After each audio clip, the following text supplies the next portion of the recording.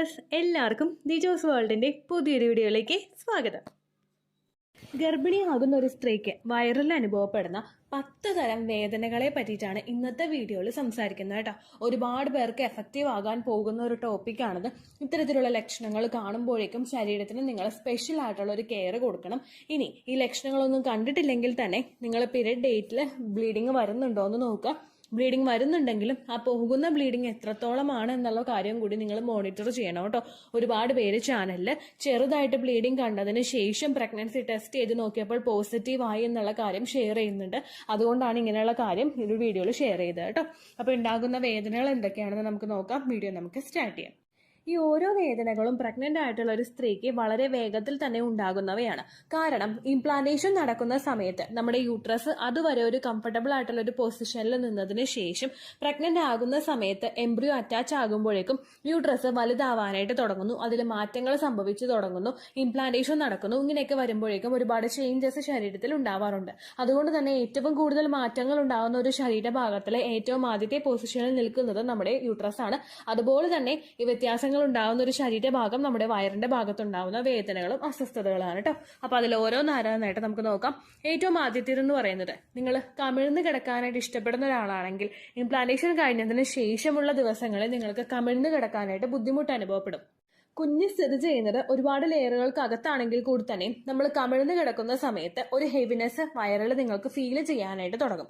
Implantation കഴിഞ്ഞ് പിറ്റേ ദിവസം തന്നെ നിങ്ങൾക്ക് ഇത് ഉണ്ടാവില്ല കേട്ടോ. എന്നാലും പീരീഡ്സ് അടുക്കുന്നതിന് മുൻപുള്ള ദിവസങ്ങളിൽ നിങ്ങൾക്ക് ഈ ഒരു ഹെവിനെസ് ഫീൽ ചെയ്യും. കാരണം നമ്മൾ ഒരുപാട് പ്രഷറിലാണ് താഴേക്ക് കമിഴ്ന്ന് കിടക്കുന്നത്. നമ്മുടെ ശരീരവും ബെഡും തമ്മിൽ ഒന്ന് നല്ലതുപോലെ ഒന്ന് ഇങ്ങോട്ട് അമർന്ന് വരുമ്പോഴേക്കും, മാട്രസും തമ്മിൽ നല്ലതുപോലെ ഇങ്ങോട്ട് അമർന്ന് വരുമ്പോഴേക്കും നിങ്ങൾക്ക് വേദന കൂടുതലായിട്ടും, വേദനയല്ല, ഒരു അസ്വസ്ഥത നിങ്ങൾക്ക് കൂടുതലായിട്ടും ഉണ്ടാകും. അതുപോലെ തന്നെ കമിഴ്ന്ന് കിടക്കുന്ന സമയത്ത് മറ്റൊരു മാറ്റവും നിങ്ങൾക്കുണ്ടാകും. നമ്മൾ പ്രഗ്നന്റ് ആകുന്ന സമയത്ത് ബ്ലഡ് സർക്കുലേഷന്റെ കൂടുതലായിട്ട് നമുക്ക് റിക്വയർമെന്റ്സ് ഉള്ളത് കൊണ്ട് ഓക്സിജൻ റിക്വയർമെന്റ് ശരീരത്തിൽ കൂടുതലായിരിക്കും. അങ്ങനെ വരുമ്പോഴേക്കും നിങ്ങൾ കമിഴ്ന്ന് കിടക്കുന്ന സമയത്ത് നിങ്ങളുടെ ചെസ്റ്റും നിങ്ങളുടെ സ്റ്റൊമക്കും നല്ലതുപോലെ പ്രഷർ കൊടുത്തിട്ട് നിങ്ങൾ കമിഴ്ന്ന് കിടക്കുന്ന സമയത്ത് അത് ഓക്സിജൻ സപ്ലൈയെ ഒന്ന് ഇന്ററപ്റ്റ് ചെയ്യാനായിട്ടുള്ള സാഹചര്യങ്ങളുണ്ട്. അങ്ങനെ വരുമ്പോഴേക്കും നിങ്ങൾക്ക് ഇതുപോലുള്ള ബുദ്ധിമുട്ടുകളും അസ്വസ്ഥതകളും ഒക്കെ സ്റ്റാർട്ടിംഗ് സ്റ്റേജിൽ തന്നെ കാണാറുണ്ട് കേട്ടോ. രണ്ടാമത്തെ ഒരു ലക്ഷണം എന്ന് പറയുന്നത് സ്റ്റൊമക്ക് ബീറ്റിംഗ് പോലെ നിങ്ങൾക്ക് അനുഭവപ്പെടുക. ഹൃദയമിടിപ്പ് നിങ്ങൾക്ക് പലപ്പോഴും ഫീൽ ചെയ്യാറില്ല. പക്ഷെ ചില സിറ്റുവേഷനുകളിൽ നമ്മൾ നിൽക്കുന്ന ഒരു സമയത്ത് പെട്ടെന്ന് ഇങ്ങനെ ബീറ്റ് ചെയ്യുന്നത് നമുക്ക് ഫീൽ ചെയ്യും. ഇങ്ങനെ അനങ്ങുന്നത് നമുക്ക് റെക്കഗ്നൈസ് ചെയ്യാനായിട്ട് സാധിക്കും. ഇതുപോലെ തന്നെ സ്റ്റൊമക് ബീറ്റിങ്ങും ഇംപ്ലാന്റേഷൻ കഴിഞ്ഞതിന് ശേഷം പല സ്ത്രീകൾക്കും ഫീൽ ചെയ്യുന്നുണ്ട്. അങ്ങനെ ഉണ്ടാവാനായിട്ടുള്ള കാരണം നമ്മുടെ എംബ്രിയോയെ നറിഷ് ചെയ്യുന്നതിന് വേണ്ടിയിട്ടും നമ്മളുടെ ശരീരത്തിലെ ഓരോ ഭാഗങ്ങളിലോട്ടും തലമുടി മുതൽ നമ്മുടെ ആ പാദം വരെ, ആ നഖം വരെയുള്ള ഭാഗത്തോട്ടുള്ള ബ്ലഡ് സർക്കുലേഷൻ വർദ്ധിക്കാറുണ്ട്. ഇത് വർദ്ധിച്ചു വരുമ്പോഴേക്കും അത്രയും നാൾ വരെ നോർമൽ ആയിട്ടുണ്ടായിരുന്ന ബ്ലഡ് സർക്കുലേഷൻ കുറച്ചൊന്ന് സൈസ് ഒന്ന് വർദ്ധിപ്പിച്ചിട്ട് വേണം ആ വെയിൻസിന് ആ ബ്ലഡ് പാസ് ചെയ്ത് പോകാൻ വേണ്ടിയിട്ട്. അതിന്റെ ഭാഗമായിട്ട് ആ ബ്ലഡ് സർക്കുലേഷൻ കൂടുന്നതിന്റെ ഭാഗമായിട്ടും നിങ്ങൾക്ക് ആ ഒരു ബീറ്റിംഗ് നല്ലതുപോലെ ഫീൽ ചെയ്യും.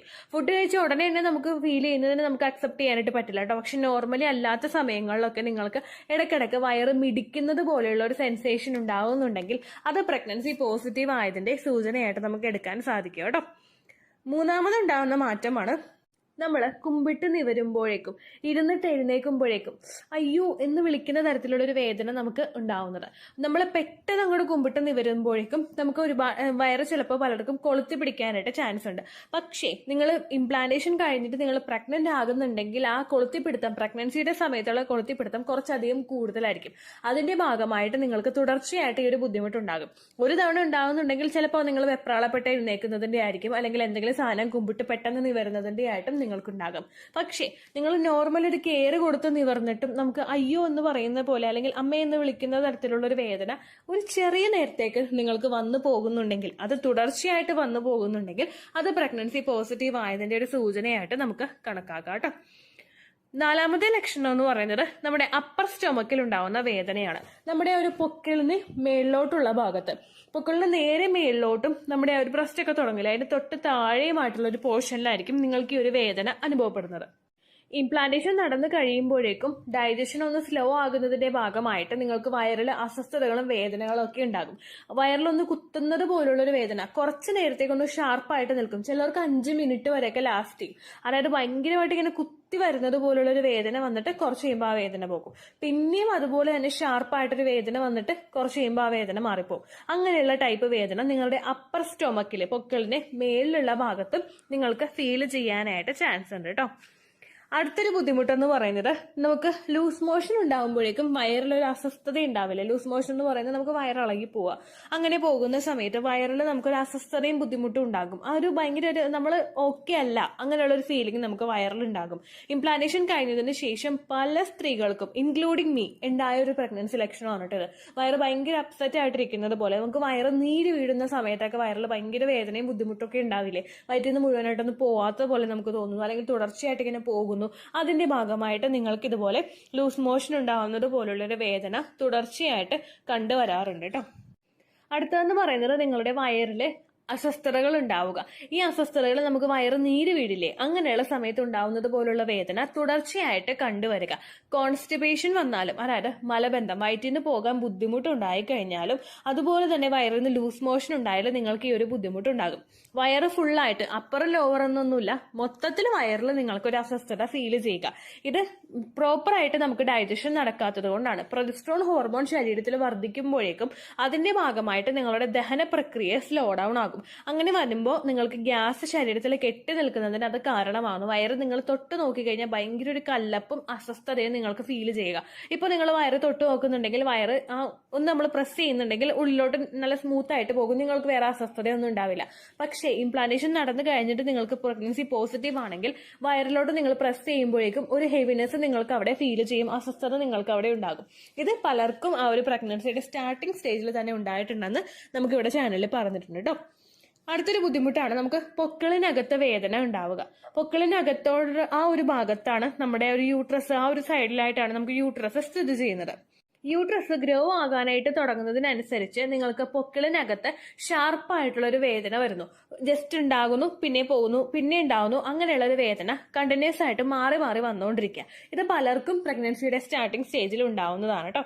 അടുത്തത് നമ്മൾ എല്ലാവരും പറയുന്ന ഇംപ്ലാന്റേഷൻ നടക്കുന്ന സമയത്തുണ്ടാകുന്ന 3 ടൈപ്പ് വേദനകളാണ്. ഒന്ന്, കുത്തുന്നത് പോലെയുള്ളൊരു വേദന നമുക്ക് ഉണ്ടാവുക. ഇത് നമുക്ക് ഉണ്ടാവുന്നത് നമ്മുടെ പൊക്കിളിന് താഴെയുള്ള ഭാഗത്തായിരിക്കും. ചിലപ്പോൾ നേരെ താഴെയുള്ള ഭാഗത്തോ അല്ലെങ്കിൽ ലെഫ്റ്റ് സൈഡിലോ അല്ലെങ്കിൽ റൈറ്റ് സൈഡിലോ ആയിരിക്കും നമുക്ക് ഉണ്ടാവുന്നത്. രണ്ടാമതായിട്ട് ഉണ്ടാവുന്നത് ഏറ്റവും കൂടുതൽ കോമൺ ആയിട്ടുള്ള കൊളുത്തി വലിക്കുന്നത് പോലുള്ള വേദന. മൂന്നാമതായിട്ട് ഉണ്ടാവുന്നത് വലിഞ്ഞു മുറുകുന്നത് പോലുള്ള ഒരു വേദന. നമുക്ക് ഫീൽ ചെയ്യാം, ആ ഒരു സ്ട്രെച്ച് ആവുന്നുണ്ട്, നമ്മുടെ സ്കിൻ ഒന്ന് സ്ട്രെച്ച് ആകുന്നത് പോലെ വേദന ഇങ്ങനെ വലിഞ്ഞു പോകുന്നത് പോലുള്ള ഒരു വേദന നിങ്ങൾക്ക് വരിക. അതുപോലെ തന്നെ കൊളുത്തിപ്പിടുത്തം നമുക്ക് ഇടക്കിടക്ക് ഫീൽ ചെയ്യുന്നുണ്ടല്ലോ, അതുപോലെ കൊളുത്തി വലിക്കുന്നത് പോലുള്ള ഒരു വേദന നിങ്ങൾക്ക് തുടർച്ചയായിട്ട് ഫീൽ ചെയ്തുകൊണ്ടിരിക്കും. ഇംപ്ലാന്റേഷൻ സമയത്ത് ഒരുപാട് പേർക്ക് ഉണ്ടായിട്ടുള്ള ഏറ്റവും കോമൺ ആയിട്ടുള്ള ഏറ്റവും വേഗത്തിൽ ഉണ്ടാവുന്ന പ്രഗ്നൻസി ലക്ഷണമാണ് ഇത്. ബാക്കിയുള്ള സ്റ്റൊമക് പെയിൻ ഒക്കെ ചിലപ്പോൾ നിങ്ങൾക്ക് ഇംപ്ലാന്റേഷൻ കഴിഞ്ഞ് കുറച്ചൊക്കെ കഴിയുമ്പോഴായിരിക്കും ഫീൽ ചെയ്യുന്നത്. പക്ഷെ ഞാൻ ഈ ലാസ്റ്റ് പറഞ്ഞ ആ 3 ലക്ഷണങ്ങളും നിങ്ങൾക്ക് ഇംപ്ലാന്റേഷൻ നടക്കുന്ന അതേ സമയത്ത് തന്നെ ഫീൽ ചെയ്യുന്ന ലക്ഷണങ്ങളാണ്. എന്തുകൊണ്ടാണെന്ന് വെച്ച് കഴിഞ്ഞാൽ ഇംപ്ലാന്റേഷൻ നടക്കുമ്പോൾ നിങ്ങളുടെ ഫസ്റ്റ് പ്രഗ്നൻസി ആണതെങ്കിൽ നമ്മുടെ മസിൽസും അതുപോലെ ലിഗമെന്റ്സും ഒക്കെ നല്ലതുപോലെ ജോയിൻ ആയിട്ടായിരിക്കും ഇരിക്കുന്നത്. അത് എക്സ്പാൻഡ് ആവാനായിട്ട് തുടങ്ങുന്നതിനനുസരിച്ച് യൂട്രസ് എക്സ്പാൻഡ് ആകുമ്പോഴേക്കും അതിന് ചുറ്റുമുള്ള അവയവങ്ങളും വലിയാനായിട്ടും ആ ഒരു സ്ഥിതിയായിട്ട് പൊരുത്തപ്പെടാനായിട്ട് ശ്രമിക്കും. ഇങ്ങനെ ഒരു വലിച്ചിൽ അവിടെ വരുന്നതിന്റെ ഭാഗമായിട്ട് നിങ്ങൾക്ക് ഷാർപ്പായിട്ടുള്ള വേദനകൾ അവിടെ ഫീൽ ചെയ്യാം. അതുപോലെ തന്നെ ഇംപ്ലാന്റേഷൻ നടക്കുന്നത് നമ്മുടെ ആ ഒരു എൻഡോമെട്രിയൽ ലൈനിങ്ങിൽ എത്തി സെപ്പറേറ്റ് അതിന് പറ്റുന്ന ഒരു എൻവയോൺമെന്റ് കണ്ടുപിടിച്ചിട്ട് അവിടുത്തെ ടിഷ്യൂസ് ഒക്കെ ഒന്ന് റിമൂവ് ചെയ്തിട്ടാണ് എംബ്രിയോ അവിടെ ഇംപ്ലാന്റ് ആവുന്നത്. ഈ ഇംപ്ലാന്റ് ആവുന്ന സമയത്ത് അവിടുന്ന് ടിഷ്യൂസിനെ റിമൂവ് ചെയ്യുന്നതും അങ്ങനെയുള്ളതിന്റെയൊക്കെ ഭാഗമായിട്ടും നിങ്ങൾക്ക് ഇതുപോലുള്ള വേദനകൾ ഷാർപ്പായിട്ട് വന്നു പോകാനായിട്ട് ചാൻസ് ഉണ്ട്. പിന്നെ ഞാൻ ഈ പറഞ്ഞ ഓരോ വേദനയും നിങ്ങൾക്ക് കണ്ടിന്യൂസ് ആയിട്ട് ഒരുപാട് നേരങ്ങളിൽ നിൽക്കുന്നതായിരിക്കില്ല. കുറച്ച് നേരം ഉണ്ടാകും, വരും, പോകും. പക്ഷെ ഞാൻ ഈ പറഞ്ഞ വയറിൽ അസ്വസ്ഥത എന്ന് പറഞ്ഞല്ലോ, അത് ചിലപ്പോൾ നിങ്ങൾക്ക് ഒരുപാട് നേരം നീണ്ടു നിൽക്കാനായിട്ട് ചാൻസ് ഉണ്ട്. അതല്ലാത്ത ടൈപ്പ് വേദനകളൊക്കെ നിങ്ങൾക്ക് കുറച്ച് നേരം ഉണ്ടാകും, വരും, പോകും, അങ്ങനെയുള്ളതായിരിക്കും. ഒന്നും സിവിയർ ആയിട്ടുള്ള വേദന ആയിരിക്കില്ല. അതായത് നിങ്ങൾക്ക് സഹിക്കാൻ പറ്റാത്ത തരത്തിലുള്ളതോ അല്ലെങ്കിൽ ഇമ്മീഡിയറ്റ്ലി ഡോക്ടറെ കാണാൻ പറ്റുന്നത് അത്രയും ഒരു സിറ്റുവേഷനിലോട്ട് കൊണ്ടുവന്ന് എത്തിക്കുന്നതോ ആയിട്ടുള്ള വേദന ആയിരിക്കില്ല ഇതിനൊക്കെ ഉണ്ടാവുന്നത് കേട്ടോ. അപ്പോൾ ഇങ്ങനെയുള്ള ബുദ്ധിമുട്ടുകളൊക്കെ വന്നു കഴിഞ്ഞാൽ നിങ്ങൾ പെയിൻ കില്ലറോ മറ്റുള്ള മെഡിസിൻസോ ഒക്കെ എടുക്കുന്നത് കുറയ്ക്കുക എന്നല്ല, എടുക്കാനായിട്ട് പാടില്ല. ഇംപ്ലാന്റേഷൻ നടക്കുന്ന സമയത്ത് പെയിൻ കില്ലേഴ്സ് എടുക്കുന്നത് നിങ്ങളുടെ ബ്രെയിനും റീപ്രൊഡക്റ്റീവ് ഓർഗൻസും തമ്മിലുള്ള ബന്ധം വിച്ഛേദിച്ചു പോകുന്നതിന് കാരണമാകുന്നു.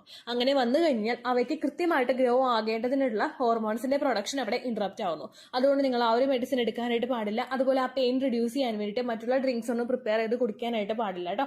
ഹോട്ട് ബാഗ് വെച്ചിട്ട് നിങ്ങൾ മസാജ് ചെയ്ത് കൊടുക്കുക. നിങ്ങൾക്ക് വേദന കൂടുന്നുണ്ടെങ്കിൽ ഉറപ്പായിട്ട് നിങ്ങൾ ഡോക്ടറെ കാണണം. കാരണം ഇംപ്ലാന്റേഷൻ കഴിഞ്ഞു കഴിഞ്ഞാൽ പലർക്കും ട്യൂബൽ പ്രഗ്നൻസി വരുന്നുണ്ടെങ്കിൽ ഈ ട്യൂബൽ പ്രഗ്നൻസി മൂലം ആ പീരീഡ്സ് അടുക്കുന്ന സമയത്തൊക്കെ ചിലർക്ക് എംബ്രിയോ ഗ്രോ ആകുന്നുണ്ടെങ്കിൽ ട്യൂബിൽ വേദന വരാനും റപ്ചർ ആകാനായിട്ടും ഒക്കെ ചാൻസ് ഉണ്ട്. അതുകൊണ്ട് സിവിയർ ആയിട്ടുള്ള വേദന വരുന്നുണ്ടെങ്കിൽ ഓവുലേഷൻ കഴിഞ്ഞിട്ട് നിങ്ങൾ ടെസ്റ്റ് ചെയ്തിട്ടില്ലെങ്കിൽ കൂടി തന്നെ ഉടനെ ഡോക്ടറെ കാണാനായിട്ട് ശ്രദ്ധിക്കുക കേട്ടോ. ഇത്രയേ ഉള്ളൂ വീഡിയോ. യൂസ്ഫുൾ ആയി കാണുമെന്ന് വിശ്വസിക്കുന്നു. യൂസ്ഫുൾ ആവുന്നുണ്ടെങ്കിൽ ലൈക്ക് ചെയ്യുക, ഫ്രണ്ട്സിനൊക്കെ ഷെയർ ചെയ്ത് കൊടുക്കുക കേട്ടോ. എന്തെങ്കിലും സംശയം ഉണ്ടെങ്കിൽ നിങ്ങൾ കമന്റ്സിൽ ചോദിക്കുക. പണ്ടത്തെ വീഡിയോയ്ക്ക് കമന്റ്സ് ഇടുന്നവർക്ക് റിപ്ലൈ ലഭിക്കുന്നില്ലെങ്കിൽ ലേറ്റസ്റ്റ് ആയിട്ട് ഞാൻ ഏത് വീഡിയോ ആണോ അപ്ലോഡ് ചെയ്യുന്നത് അതിന് താഴെ കമന്റ് ഒന്ന് കോപ്പി പേസ്റ്റ് ചെയ്യാനായിട്ട് ശ്രദ്ധിക്കുക കേട്ടോ. അതുപോലെ ഓവുലേഷൻ ഡേറ്റ് കാൽക്കുലേറ്റ് ചെയ്ത് തരാനായിട്ട് റിക്വസ്റ്റ് ചെയ്യുന്ന ആളുകൾ എത്രയാണോ സൈക്കിൾ ലെങ്ത് അത് മെൻഷൻ ചെയ്യാനായിട്ട് ശ്രദ്ധിക്കുക. സൈക്കിൾ ലെങ്ത് എന്നതുകൊണ്ട് ഉദ്ദേശിച്ചത് ഓരോ മാസവും എത്ര ദിവസം കൂടുമ്പോഴാണോ ബ്ലീഡിങ് വരുന്നത് അതാണ് സൈക്കിൾ ലെങ്ത്. കഴിഞ്ഞ മാസം ഒരു 8-ാം തീയതിയാണ് ബ്ലീഡിങ് ആയതെങ്കിൽ ഈ മാസം 6-ാം തീയതിയാണ് ബ്ലീഡിങ് ആയതെങ്കിൽ കഴിഞ്ഞ മാസം 8-ാം തീയതി മുതൽ ഈ മാസം 6-ാം തീയതി വരെ എത്ര ദിവസമുണ്ടോ അത് കാലണ്ടറിൽ എണ്ണി തിട്ടപ്പെടുന്നതാണ് നിങ്ങളുടെ സൈക്കിൾ ലെങ്ത്. സൈക്കിൾ ലെങ്ത് നമ്മൾ കൃത്യമായിട്ട് കാൽക്കുലേറ്റ് ചെയ്യുകയാണെങ്കിൽ ഓവുലേഷൻ ഡേറ്റ് എളുപ്പത്തിൽ കണ്ടുപിടിക്കാൻ വേണ്ടിയിട്ട് ഒരുപാട് ആപ്ലിക്കേഷൻസും ഒരുപാട് ഓൺലൈൻ ആയിട്ടുള്ള വെബ്സൈറ്റുകളും ഇന്ന് നമുക്ക് അവൈലബിൾ ആണ്. പ്ലേ സ്റ്റോറിൽ പോയിട്ട് ഓൺലൈൻ ഓവുലേഷൻ ട്രാക്കർ എന്ന് ടൈപ്പ് ചെയ്ത് കഴിഞ്ഞാൽ നിങ്ങൾക്ക് അതുമായിട്ട് ബന്ധപ്പെട്ടിട്ടുള്ള ആപ്ലിക്കേഷൻസ് കിട്ടും. അത് പറ്റുന്നില്ല എങ്കിൽ ഗൂഗിളിൽ പോയിട്ട് ഓൺലൈൻ ഓവുലേഷൻ കാൽക്കുലേറ്റർ എന്ന് ടൈപ്പ് ചെയ്ത് കഴിഞ്ഞാൽ അതുമായിട്ട് ബന്ധപ്പെട്ടിട്ടുള്ള വെബ്സൈറ്റുകൾ നിങ്ങൾക്ക് കിട്ടും. അതിൽ നിങ്ങളുടെ ലാസ്റ്റ് മന്തിലെ മെൻസ്ട്രേഷന്റെ ഡേറ്റും ഒപ്പം ഞാൻ ഈ പറഞ്ഞ രീതിക്ക് നിങ്ങൾ കാൽക്കുലേറ്റ് ചെയ്യുന്ന സൈക്കിൾ ലെങ്ത്തും എൻ്റർ ചെയ്ത് കൊടുക്കുകയാണെങ്കിൽ നിങ്ങൾക്ക് കൃത്യമായിട്ട് ഓവുലേഷൻ ഡേറ്റ് കണ്ടുപിടിക്കാനായിട്ട് സാധിക്കും. ഫെർട്ടൈൽ ടൈം പീരീഡും നിങ്ങൾക്ക് കിട്ടും. അതായത് എത്ര ദിവസം മുതൽ കോണ്ടാക്ട് ചെയ്ത് തുടങ്ങിക്കഴിഞ്ഞാൽ നിങ്ങൾ പ്രഗ്നന്റ് ആകും എന്നുള്ളൊരു ഡേറ്റും നിങ്ങൾക്ക് പ്രോപ്പറായിട്ട് കിട്ടും കേട്ടോ. ഇത് കാൽക്കുലേറ്റ് ചെയ്യുന്ന സമയത്ത് സൈക്കിൾ ലെങ്ത് കാൽക്കുലേറ്റ് ചെയ്യുന്ന സമയത്ത് നിങ്ങളുടെ ആ ഒരു കലണ്ടറിൽ നോക്കി തന്നെ നിങ്ങൾ കാൽക്കുലേറ്റ് ചെയ്യുക. പല മാസങ്ങളിലും 30-31 ദിവസമുണ്ട്. അതുകൊണ്ടാണ് അങ്ങനെ പറഞ്ഞത്. ഒപ്പം നിങ്ങൾക്ക് ബ്ലീഡിങ് തുടങ്ങിയ ദിവസത്തിന് വേണം നിങ്ങൾ ഡേ 1 ആയിട്ട് എടുക്കാൻ വേണ്ടിയിട്ട്. സ്പോട്ടിങ് തുടങ്ങിയ ദിവസത്തിനെ അതായത് ചെറുതായിട്ട് ഡിസ്ചാർജ് പോയി തുടങ്ങിയ ദിവസത്തിനെ നിങ്ങൾ കൺസിഡർ ചെയ്യേണ്ട ആവശ്യം ഇല്ല കേട്ടോ. അപ്പൊ ഇത്രയേ ഉള്ളൂ വീഡിയോ. അടുത്തൊരു വീഡിയോ ആയിട്ട് നമുക്ക് വീണ്ടും കാണാം. ബൈ.